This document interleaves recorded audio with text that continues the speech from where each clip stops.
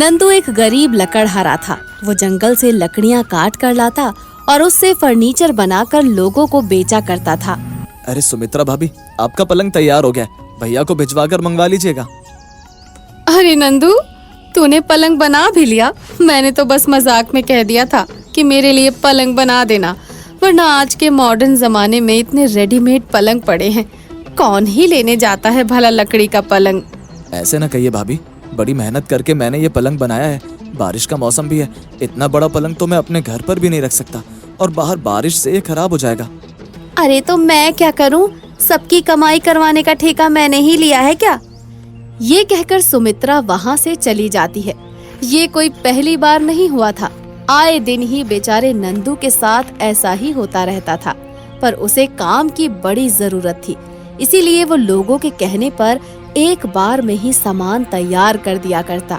बेचारा नंदू उस बिस्तर को देखकर सोच रहा होता है कि क्या उपाय लगाया जाए कि तभी उसकी पत्नी घर के अंदर से उसे खाने के लिए आवाज लगाती है। अजी, सुबह से भूखे पेट हैं आप? बस इस पलंग को बनाए जा रहे हैं, अब खाना भी खा लीजिए, आइए। क्या खाना खाऊं साधना, अब खाना आएगा कहाँ से? मैंने सोचा था कि आज इस पलंग को बनाकर पूरा कर दूंगा तो अच्छी खासी कमाई हो जाएगी, एक हफ्ते का राशन जुगाड़ हो जाएगा। पर देख मेरी किस्मत, अब तो कल का खाना भी जुगाड़ होना मुश्किल है। कल का कल देख लेंगे जी, आज तो हमारे घर में खाना है ना, आज तो पेट भर के खाते हैं। और मुझे ऊपर वाले पर पूरा भरोसा है, जिसने आपके हाथों में इतना खूबसूरत हुनर दिया है, वो हमारे लिए खाने का भी बंदोबस्त कर ही देगा। लीजिए खाना खाइए। अब अपनी पत्नी की बात सुनकर नंदू अपने घर आकर खाने पर बैठ जाता है। नंदू, उसका बेटा कान्हा और उसकी पत्नी साधना साथ में खाना खाने के लिए बैठ जाते हैं। पता है मम्मी, वो मेरा दोस्त है ना चिंटू, उसके पापा आज एक नया टीवी लेकर आए हैं, उसमें तो वीडियो गेम भी चलता है। वो मुझे अपने घर खेलने के लिए बुला रहा था, पर मैंने मना कर दिया। टीवी कोई अच्छी चीज थोड़ी ना होती है, पापा कहते हैं हमारे पास जो चीज है हमें उसी में खुश रहना चाहिए।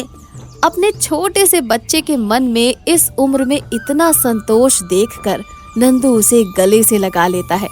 अपने परिवार को देखकर उसमें काम करने का जोश फिर से आ जाता है। वो खाना खाने के बाद फिर से काम की तलाश में जंगल के रास्ते शहर की ओर जाने के लिए निकल जाता है। वो धीरे धीरे जंगल के रास्ते आगे बढ़ रहा होता है कि वहीं उसे एक जादूगर मिलता है। तुम नंदू हो ना? मैंने तुम्हारे हाथों की कारीगरी के बारे में बहुत सुना है। मुझे तुमसे एक लकड़ी का टीवी बनवाना है, बताओ बना पाओगे?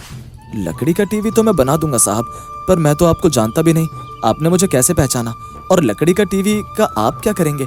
उसमें तो कोई प्रोग्राम भी नहीं आएगा। टीवी में प्रोग्राम आने के लिए टीवी का लोहे का होना थोड़ा ही ना जरूरी है। वो तो छोड़ो, कनेक्शन की भी जरूरत नहीं है, बस जरा सा जादू ही तो चाहिए। खैर, मैं तुम्हें कुछ लकड़ियां देता हूँ, टीवी उस लकड़ी से ही बनाना। मैं एक हफ्ते बाद तुम्हारे घर खुद आकर उस टीवी को ले जाऊंगा। अगर देरी हुई तो ये मत सोचना कि मैं सुमित्रा की तरह तुम्हें चूना लगा गया। हाँ? जादूगर की बात सुनकर नंदू चौंक जाता है। वो जैसे ही पीछे घूमता है, जादूगर वहाँ होता ही नहीं। होती है तो कुछ लकड़ियाँ, जिसे उठाकर नंदू अपने घर ले आता है और सारी रात जागकर एक लकड़ी का टीवी बनाकर तैयार कर लेता है और उसे एक कपड़े से ढक देता है। इतनी रात का इस टीवी को बाहर छोड़ना अच्छा नहीं होगा, हो सकता है इसे कोई चोरी करके ले जाए। नंदू उस टीवी को उठाकर अपने घर ले आता है और उसे एक टेबल के ऊपर रख देता है। मम्मी, जल्दी रसोई से बाहर आओ, देखो पापा हमारे लिए कुछ लेकर आए हैं। ये हमारा नहीं है बेटा, ये एक टीवी है, एक जादूगर ने मुझे बनाने के लिए कहा था। अच्छा, तो हम कौन सा इसे चुरा रहे हैं? एक बार देखे तो सही कि टीवी दिखता कैसे है। जैसे ही साधना टीवी के ऊपर से कपड़े को हटाती है, टीवी खुद ब खुद चालू हो जाता है, जिसे देखकर सब हैरान हो जाते हैं। बिना कनेक्शन एक लकड़ी का टीवी ऐसे चल रहा था मानो कोई जादू हो। ये नहीं, ये जरूर कोई सपना है। नहीं पापा, ये टीवी है। अब मैं सबको बताऊंगा कि मेरे घर पर भी एक टीवी आया है। नहीं छोटे मालिक, ये किसी को ना बताना, वरना ये जादू और मेरी जान खतरे में पड़ सकते हैं। ये कौन बोला? मैं बोला, आपका अपना जादुई लकड़ी का टीवी। सभी टीवी की ओर देखते हैं। टीवी की स्क्रीन पर एक चेहरे सी आकृति आ चुकी थी जो बातें कर रही थी। मेरा शरीर जादूगर ने बनाया और मुझे आकार नंदू मालिक ने दिया। जादूगर शेरा जादुई दुनिया में आते जाते रहते हैं। जादुई दुनिया में सारे पेड़ फल पौधे सब कुछ जादुई है। उस दुनिया की लकड़ी से बनी कोई भी चीज जीवित हो जाती है और उसी लकड़ी को जादूगर शेरा ने नंदू मालिक को दिया मुझे बनाने के लिए, इसलिए मैं भी जिंदा हो गया। वाओ पापा, आप तो बेस्ट हो। पर बेटा ये टीवी हमारे साथ बस 7 दिनों के लिए है, उसके बाद जादूगर इसे आकर अपने साथ ले जाएगा। पर 7 दिनों के लिए तो मेरे मालिक आप ही है ना, बताइए मालिक कौन सा चैनल लगाऊं? अब गांव के समाचार क्या तुम मुझे सुना सकते हो टीवी बेटा? दिखा भी सकता हूँ। और तभी टीवी में पूरा गांव दिखने लग जाता है। कौन किधर जा रहा है, क्या बात कर रहा है, किससे बात कर रहा है, सब कुछ मानो कोई लाइव टेलीकास्ट चल रहा हो। सभी बड़े खुश थे और खा पीकर टीवी देखते देखते सो जाते हैं। पर टीवी आने की खुशी में सब यही भूल जाते हैं कि नंदू को तो इस काम के पैसे 1 हफ्ते बाद मिलने वाले थे, तो कल क्या होगा?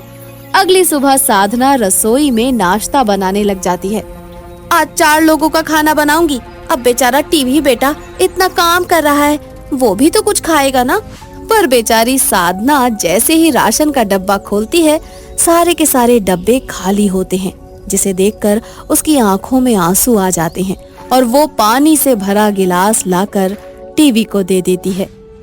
भूख लगी है, भूख सबको लगी है भूख। पेट है मेरा खजाना, हाथ डालो और मांग लो जो भी है खाना। मेरे लिए कभी किसी ने इतना नहीं सोचा मालकिन, पर आप मेरे लिए खाना बनाने गई, मेरे लिए पानी लेकर आई और आप सब भूखे रहे। ये मैं कैसे देख सकता हूँ? मैं खाने का चैनल लगाता हूँ और आप टीवी के अंदर हाथ डालकर उस खाने को बाहर निकाल लीजिए। साधना को पहले तो ये बात अजीब सी लगती है, पर भूखा क्या ना करता। वो टीवी के अंदर हाथ डालती है और खाने की डिशेस से भरा प्लेट बाहर आ जाता है। सभी मिलकर पेट भर कर खाना खाते हैं। जादुई टीवी के आने से मानो उन्हें क्या ना मिल गया हो। शुक्रिया टीवी, अब मैं काम की तलाश में चलता हूँ। हर वक्त तुम्हारा इस्तेमाल करना भी अच्छा नहीं है ना। नंदू सुबह से शाम इधर उधर घूमता है, पर उसे कोई काम नहीं मिलता। और तो और घर वापस लौटते वक्त उसकी कुल्हाड़ी भी नदी में गिर जाती है। नंदू उदास चेहरा लिए घर लौटकर एक कोने में बैठ जाता है।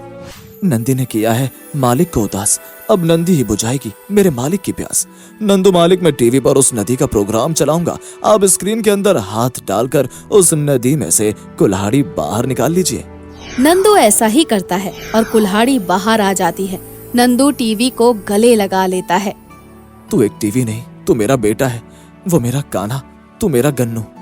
नंदू का परिवार टीवी के साथ ऐसे घुल मिलकर रहने लग जाता है मानो टीवी कोई सामान नहीं बल्कि एक जीता जागता इंसान हो। पर कहते हैं ना, अच्छे दिनों को बीतने में समय नहीं लगता। नंदू के दरवाजे पर दस्तक होती है और सामने होता है जादूगर। इंसानी दुनिया को छोड़ने का वक्त आ गया है सेरा। सेरा कौन है जादूगर? मुझे तो लगा तुम टीवी लेने आए हो। जादुई दुनिया की लकड़ियों से बनी हर जादुई चीज को हम सेहरा कहते हैं। सेहराओं को बड़ा घमंड था कि इंसानों में भावनाएं होती हैं और इनमें नहीं, और उनका यही घमंड तो तोड़ने के लिए मैंने उसे तुम्हारे घर भेजा था। मुझे माफ कर दीजिए जादूगर, भावनाओं के बिना तो जीवित व्यक्ति भी मृत्यु के समान है। मुझे उस जादुई दुनिया में नहीं जाना, मुझे यहीं छोड़ दो मेरे परिवार के पास। घबराओ मत सेहरा, मैं तुम्हें ले जाने नहीं आया हूँ, बस तुम्हें अलविदा कहने आया हूँ। अब तुम अपने परिवार के साथ ही रहोगे।